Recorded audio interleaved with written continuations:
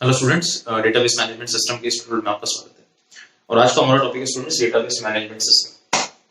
तो students previous tutorial में हमने देखा कि किस तरीके से traditional method of data storage इसमें प्रॉब्लम आ रही थी और क्या क्या इसके डिसएडवांटेजेस थे। डिसएडवांटेज तो नहीं कहूंगा, लिमिटेशंस क्या क्या थी।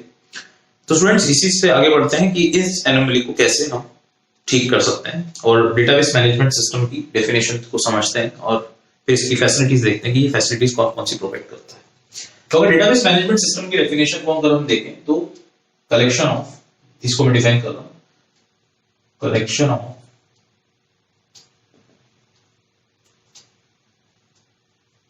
Interrelated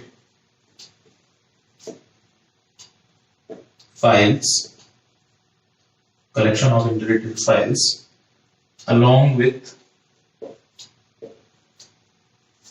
set of programs. So अगर डेटाबेस मैनेजमेंट सिस्टम की मैं बात करूं तो अगर मैं एक वर्ड अगर निकालता हूं डेटाबेस, तो डेटाबेस का मतलब है कलेक्शन ऑफ इंटररिलेटेड फाइल्स। ठीक है, इसको कुछ टेक्स्ट बुक में या कुछ जो अलग अलग जो सोर्सेज हैं वहां पर यहाँ पर कलेक्शन ऑफ इंटररिलेटेड फाइल्स लेके कलेक्शन ऑफ इंटररिलेटेड डेटा भी हो सकता है।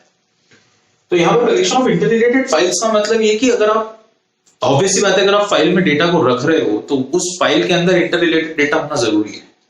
जैसे फॉर एग्जांपल अगर मेरे पास एक डेटाबेस है जिसको मैं बोल रहा हूँ कि मेरे पास स्टूडेंट डेटाबेस है सपोज, तो स्टूडेंट डेटाबेस के अंदर जो फाइल्स होंगी उसके अंदर स्टूडेंट से रिलेटेड ही मेरा डेटा होगा।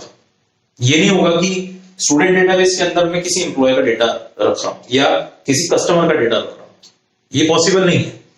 तो इसलिए यहां पर डेटाबेस जो टर्म है उसको समझना जरूरी है कि कलेक्शन ऑफ इंटररिलेटेड फाइल्स क्यों बोला, क्योंकि ये जो आपकी जो फाइल्स हैं इसके अंदर जो डेटा है उनके बीच में रिलेशन होगा, उनके बीच में रिलेशनशिप होगा, अगर इसको और अच्छे से समझे तो इसलिए अगर मैं स्टूडेंट डेटाबेस की बात कर रहा हूं तो यहाँ पे स्टूडेंट से रिलेटेड ही सारी डिटेल्स होंगी, सारे का सारा डेटा होगा। डेटाबेस मैनेजमेंट सिस्टम, तो management system again along with set of programs. तो यहां पर आपके साथ में अब प्रोग्राम्स भी आपको दे दिए गए हैं। क्यों? क्योंकि डेटाबेस मैनेजमेंट सिस्टम का मेजर मोटिव यही है कि आप जब डेटा को रिट्रीव कर रहे हैं या चेंज कर रहे हैं, तो मैं लिख देता हूं मेन मोटिव क्या है? Main motive is to provide an efficient way to insert, update, delete, retrieve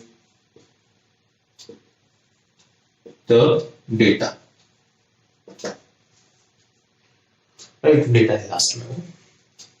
तो मेन मोटिव क्या है डेटाबेस मैनेजमेंट सिस्टम का? कि एक एफिशिएंट तरीका मिल जाए हमें ताकि हम हमारे डेटाबेस में या इंटररिलेटेड फाइल्स में अगर हमें ये ऑपरेशंस, ये नहीं, इसके अलावा बेसिकली अपडेट ऑपरेशन ज्यादा, या चलिए किसी ऑपरेशन के बारे में बात नहीं करते हैं, इन चारों के बारे में भी बात करते हैं। ये चार चीजें थोड़ा सा एफिशिएंटली हो जाए, अच्छे से हो जाए, हमें वही चाहिए, हमें और कुछ भी नहीं चाहिए।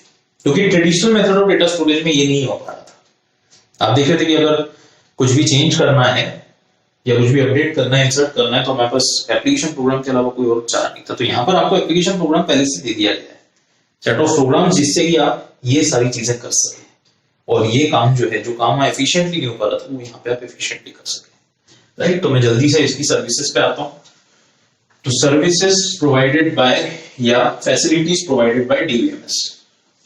राइट, तो कौन कौन सी फैसिलिटीज हैं मैं डीबीएमएस से लिख देता हूँ। सबसे पहली है डेटा मैनेजमेंट।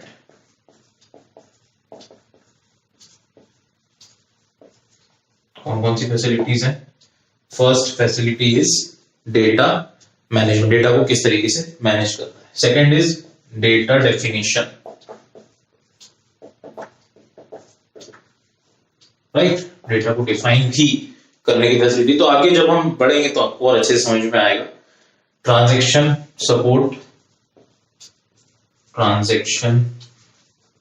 सपोर्ट, ये हम देख चुके हैं ट्रांजैक्शन क्या होता है। कॉन्करेंसी कंट्रोल, कॉन्करेंसी वाली दिक्कत मैंने आपको बताई थी। concurrency control, right? Transaction support, concurrency control, recovery, एक रिकवरी नाम की भी चीज है कि कभी बाई चांस डेटा आपका लॉस हो गया तो आप कैसे उसको रिकवर करेंगे, तो यहाँ पर ये रिकवरी भी दे रहा है। इसके बाद आपका again major factor security, security constraints लगाने की फैसिलिटी भी देता है, सिक्योरिटी एंड इंटीग्रिटी। इसको भी हम डिटेल में पढ़ेंगे, इंटीग्रिटी कंस्ट्रेंट्स क्या होते हैं, सिक्योरिटी कंस्ट्रेंट्स क्या होते हैं, और लास्ट में कुछ यूटिलिटीज देता है।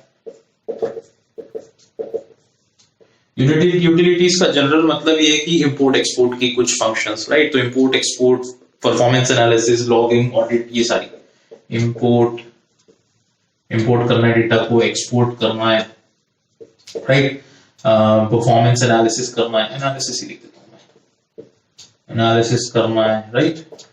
इसके अलावा ऑडिट करना है। तो ये सारी बेसिक छोटी छोटी फैसिलिटीज, बट मेजर फंक्शंस जो है, मेजर जो फैसिलिटीज है वो है data management, data definition, transaction support, concurrency control, recovery, security, integrity और साथ ही कुछ यूटिलिटीज। तो ये डेटाबेस मैनेजमेंट सिस्टम की facility students. Sorry, so thank you students, thank you very much.